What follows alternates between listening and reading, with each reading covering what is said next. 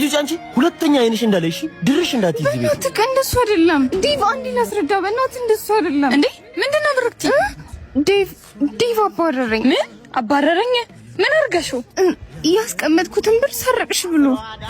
በይኔ ግቢ ነይ ግቢ እንዴ አንቺ ሂጂ ብዬሽ አልነበር እንዴ ለምን መጣሽ እዚህ ነው ወይስ ንቀት ነው እኔ ነኝ የጠራሁት ቆይ ለምን አባረርካት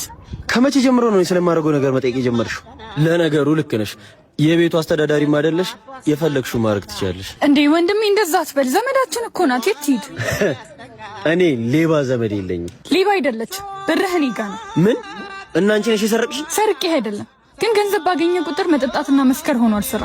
እና ታመህ ከተነሳ በኋላ ፈጣሪህን ረስተሃል አቃለው